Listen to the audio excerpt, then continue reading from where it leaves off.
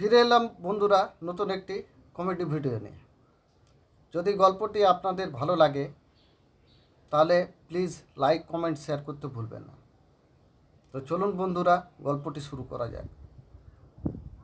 চারজন প্রাপ্তবয়স্ক লোক ও একটি 15-16 বছরের ছেলে 5 জন মিলে একটি হোটেলে খাবার খেতে যায়। তাদের খুব খিদে পায়, তো তারা হোটেলে গিয়ে মাংস ভাত খাবার অর্ডার দেয় এবং কিছুক্ষণ পরে হোটেলের লোক খাবার নিয়ে এসে হাজির। তো তারা খেতে শুরু করে। তো চারজন প্রাপ্তবয়স্ক লোক তাদের যা স্বাভাবিক খাবার তারা তাই খেয়েছে, কিন্তু ওই 15-16 বছরের ছেলেটি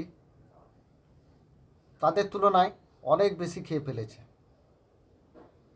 তো যাই হোক, খাওয়া দাওয়া পর্ব মিটে যাওয়ার পর তাদের মধ্যে একজন যখন খাবারের বিল মেটাতে যায় হোটেল মালিকের কাছে, তখন তিনি বললেন 4টে ফুল আর একটা হাফের কত বিল হলো। তো হোটেলে ফুল প্লেটের জন্য একরকম রেট এবং হাফ প্লেটের জন্য একরকম রেট লেখা রয়েছে। তখন তিনি বললেন, 4টে ফুল আপনারা 4 জন তো? হ্যাঁ। আর হাফ কোনটা?